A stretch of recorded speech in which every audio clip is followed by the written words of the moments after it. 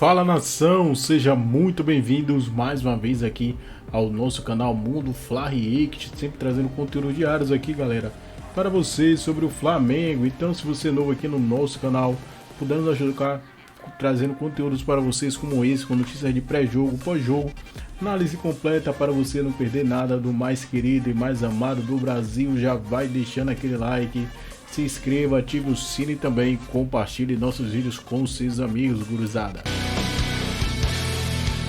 Olá, fã de esportes. Flamengo e Nova Iguaçu estão prontos para o primeiro jogo da final do Campeonato Carioca neste sábado às 5 horas da tarde no estádio do Maracanã. O mando de campo neste primeiro jogo é da equipe do Nova Iguaçu, que foi vice-campeã da Taça Guanabara. No segundo jogo, domingo, dia 7 de abril, o mando de campo será rubro-negro. Por comum acordo, foi escolhido o árbitro deste primeiro jogo, que será Alex Gomes Stefano. E quem vai comandar o VAR é Rodrigo Carvalhais de Miranda. O Flamengo terá 3 desfalques importantes para esta primeira partida. Gabigol, atacante que está suspenso aí por problema de doping, ele fica suspenso até abril do ano que vem.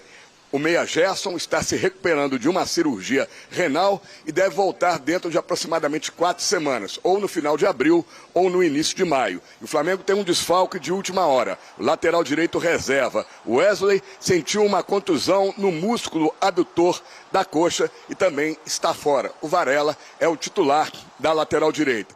O técnico Tite já poderá contar com os jogadores que estavam servindo suas seleções na data FIFA pela seleção brasileira. O zagueiro Fabrício Bruno e o lateral esquerdo Ayrton Lucas pela seleção do Uruguai. Os meias Arrascaeta e De La Cruz e o lateral esquerdo Vinha. A dúvida é o chileno volante Eric Pulgar. Ele foi até cortado da seleção chilena na data FIFA. Está se recuperando de uma lesão muscular na coxa direita. Tudo indica que terá condições de atuar neste primeiro jogo contra a equipe do Nova Iguaçu.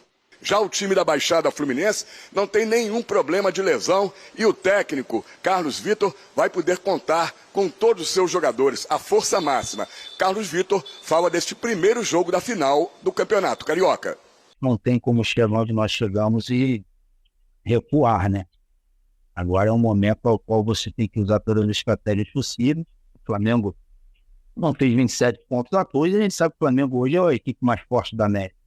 Não temos dúvida nenhuma disso, mas chegamos também onde nós chegamos por mérito, né? O técnico Carlos Vitor terá um reforço para este primeiro jogo neste sábado contra o Flamengo no Maracanã.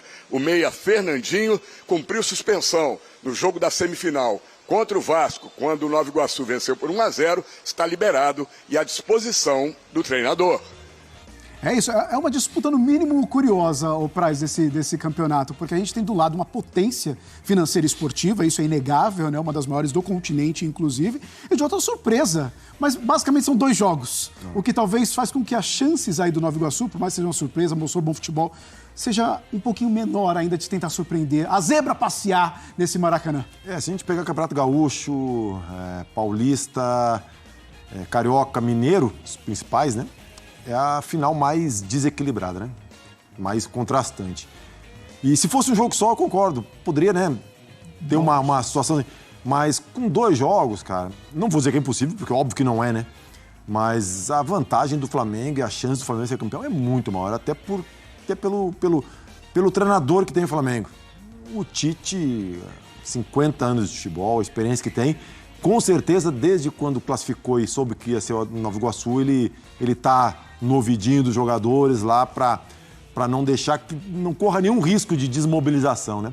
Porque para o Flamengo perder só uma situação dessa, só uma situação de desmobilização, eu acho muito difícil.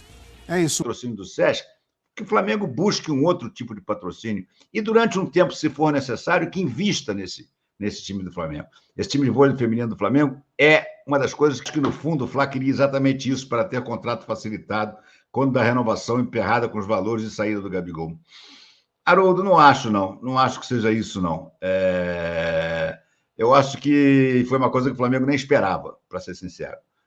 E não sei como é que o Flamengo vai administrar isso. Não sei. O Flamengo tem que resolver o que ele vai fazer. Num primeiro momento, ele já decidiu que ele não vai suspender o contrato do Gabriel, embora ele tenha o direito de fazer isso pela Lei Pelé. Um jogador que é suspenso durante um longo período, o clube tem o direito de suspender o contrato e, consequentemente, suspender os pagamentos. Então, o prazo do contrato, por exemplo, se o Flamengo, assim que saiu a decisão da suspensão, tivesse suspendido o contrato, ele não pagaria mais o Gabriel.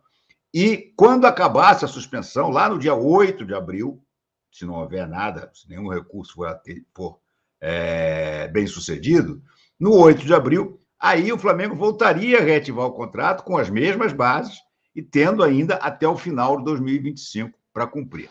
Não sei como é que o Flamengo vai administrar isso um pouco. Eu acho que, no momento, o Flamengo está tentando fazer duas coisas muito claras. Uma, tentar o efeito suspensivo. O Flamengo está levando fé nesse efeito suspensivo, que nada mais é do que dizer para a Justiça, dizer, olha aqui, peraí, eu vou recorrer. Então, esse julgamento, essa condenação não é definitiva. Ela só será definitiva na hora que o CAS, lá na frente, na Suíça, confirmá-la ou reformá-la. Então, não é justo que o meu jogador fique meses, 5, 6 meses, que é tempo mais ou menos que demora esse tipo de recurso, parado sem jogar, se lá na frente, por exemplo, ele for absolvido. E aí, o que aconteceu com esses 5, 6 meses? Ele foi prejudicado. Então, nós queremos um efeito suspensivo, que é justamente o que se dá para esperar a segunda instância, o segundo julgamento, no caso, o CAS, lá na Suíça. O Flamengo está tentando e apostando nesse efeito suspensivo. Tanto está apostando que manteve a inscrição do Gabriel na primeira fase da Libertadores, na fase de grupos. O Flamengo poderia estar, já que o Gabriel está suspenso, o Flamengo poderia chegar e tirar o Gabriel e botar um outro jogador, inscrever um outro jogador.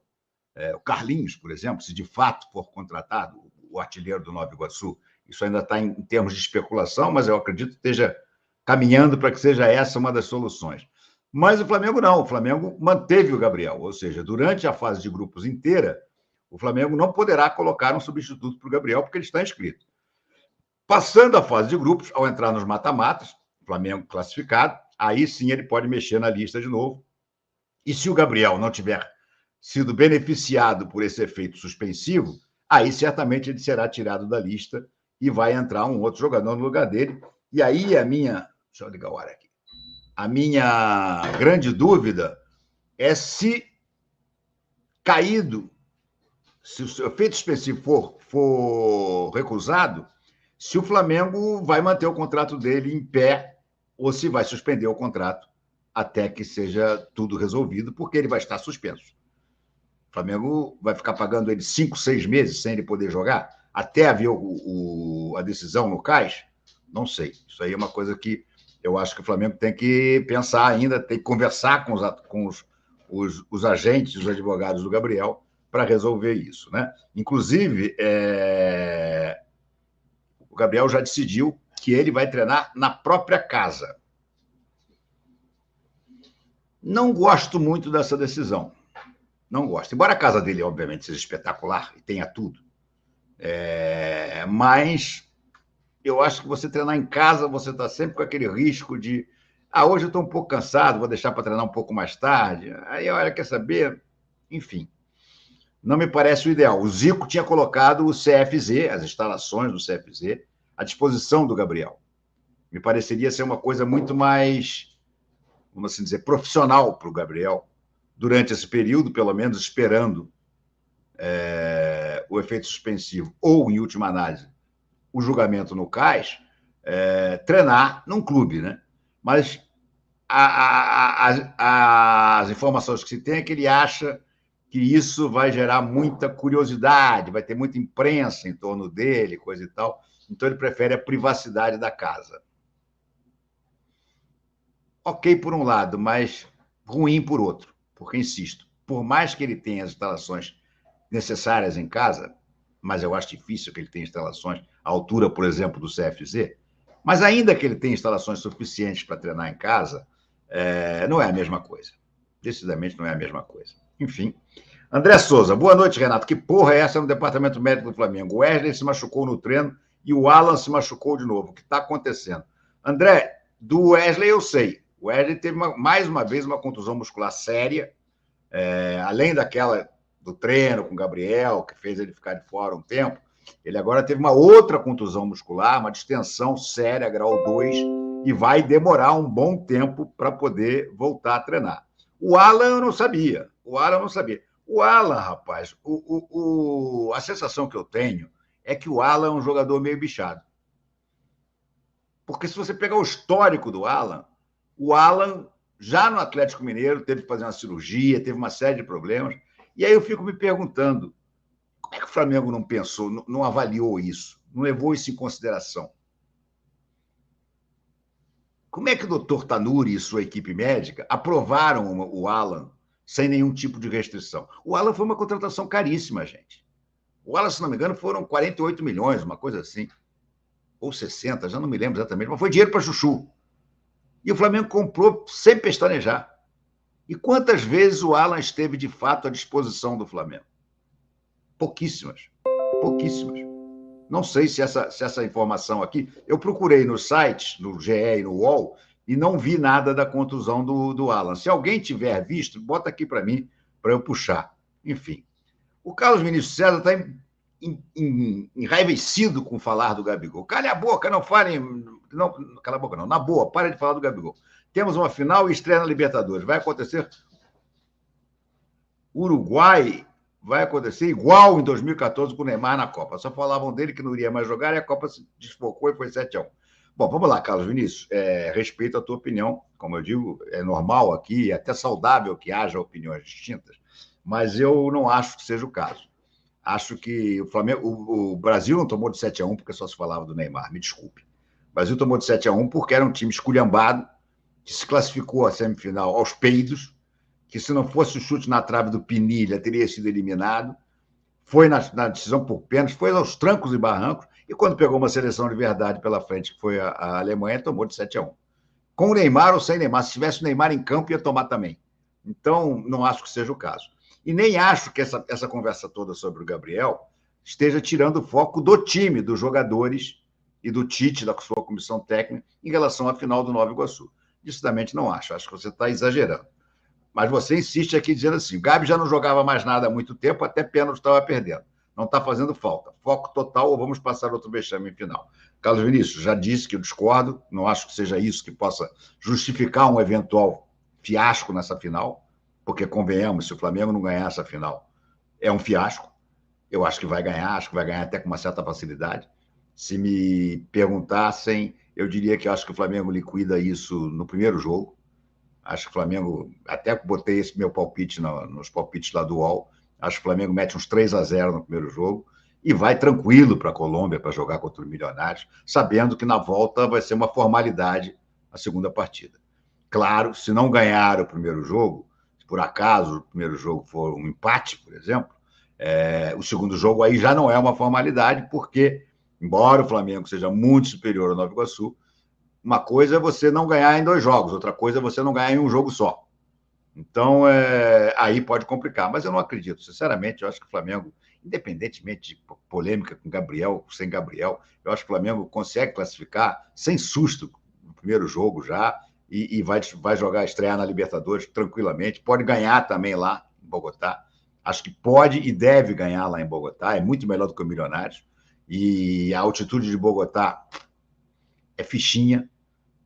A de La Paz, não. Ali o bicho pega. Mas a de Bogotá não é desculpa. Então, acho que o Flamengo ganha sábado no Maracanã e ganha na terça-feira no El Campín. Vamos ver. O canal Vinícius César está atacado aqui. Justamente quando o time se acerta em campo e tem a experiência... a expectativa de estádio, o canal Vinícius. Eu continuo a achar que, por enquanto, é só cortina de fumaça. Enquanto não chegar lá e comprar o terreno, para mim é cortina de fumaça e jogada política. Tá? A notícia às vésperas de uma final, isso pode ser armado e financiado. Não, Vinícius, você tá delirando. O Flamengo é o time mais odiado do Brasil, vamos focar dentro do campo, esquecer esse Gabigol que nem liga mais para futebol. Respeito, repito, mas discordo da tua opinião. Você está muito atacado, achando que o Gabriel pode causar a derrota no jogo da Nova Iguaçu, pelo amor de Deus. Ou atrapalhar as negociações do estádio, que estão ainda para lá de embrionárias. Para lá de embrionárias. Muita gente fala do estádio como se já fosse uma coisa na mão. Ah, agora é só fechar a cara. Cara, longe, mas muito longe disso. Já disse aqui e repito, nem o governo do estado, nem a prefeitura tem interesse em que o Flamengo faça o seu estádio no gasômetro. Eles vão negar, vão dizer que estão jogando a favor, mas não estão jogando a favor. Não estão, porque eles sabem que isso é transformar o Maracanã no Coliseu. Maracanã vai virar um templo do futebol abandonado, ou semi-abandonado. Então, é muito mais complicada essa história do estádio do que muita gente está dizendo que é. Tem muita gente já animada, já falando que é... Cara, está há anos-luz ainda. Anos-luz. E mais, se eu tivesse que apostar, aí é uma aposta minha, de feeling, do velho homem de imprensa que já viveu décadas e décadas dessa história, inclusive de estádio. Eu acho que se sair o estádio do Flamengo, não será no gasômetro. Não será no gasômetro. Está muito mais para a Terra Encantada, para Deodoro, para Parque Olímpico, do que o gasômetro.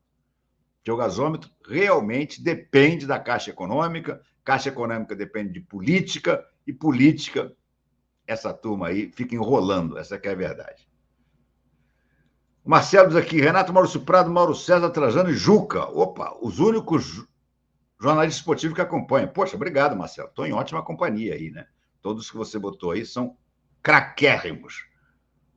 Boa noite, Renato, diz o Canal Fla. Para mim já deu de Gabigol no Flamengo. É uma opinião. Eu só acho o seguinte, dando ou não dando, isso é uma coisa que o Flamengo tem que resolver. Entendeu? E acho que num primeiro momento tem que fazer o que está fazendo.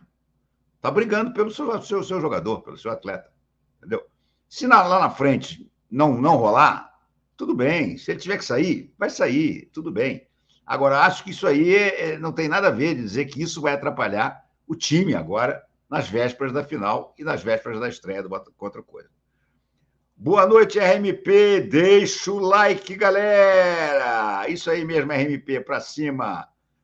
RMP é uma lenda do jornalismo, diz o Alex Carvalho. Obrigado, meu amigo. O Conselho Deliberativo do Flamengo convocou uma reunião para o dia 1º de abril, segunda-feira, para aprovar o novo patrocínio entre Flamengo e BRB para a marca ser exibida na propriedade omoplata da camisa. E aí, eu prometi para vocês, corri atrás e descobri todos os detalhes desse contrato e vou te falar, mais um contrato milionário. São 2 anos de vínculo, começando em abril de 2024, indo até março de 2026. Nesses 2 anos, o Flamengo ganha 50 milhões de reais, galera. Vocês têm noção disso?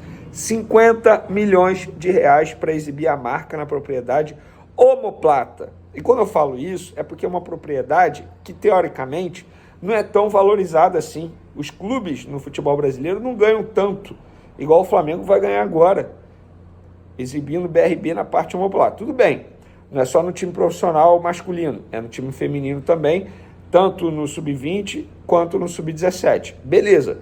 Só que 50 milhões de reais é muita grana. Parabéns para quem negociou esse contrato. E a forma de pagamento será da seguinte forma: 4 parcelas anuais, ou seja, 4 parcelas em 2024, 4 em 2025, tá? Durante 2 anos de contrato. O que acontece? 8 parcelas. 8 parcelas de 6 milhões e 250 mil reais. Então, baita contrato, parabéns ao Flamengo novamente. E para aqueles que se perguntam, de onde vem o dinheiro do Flamengo? Tá aí, mais uma resposta para vocês. Vamos falar agora de campo. O Flamengo vai contratar alguém para a vaga do Gabigol? Antes de trazer a informação, vou dar a minha opinião. O Flamengo deveria sim se preocupar com isso. A gente não sabe quando o Gabigol vai ficar à disposição, se vai ter efeito suspensivo ou não, quanto tempo ele ficará punido, é uma incógnita. E aí o Pedro se machuca, bate na madeira aí, o Pedro se machuca, fica suspenso, não tem nenhum reserva imediato. Tudo bem, tem o Bruno Henrique que pode fazer essa função, mas não é o ideal.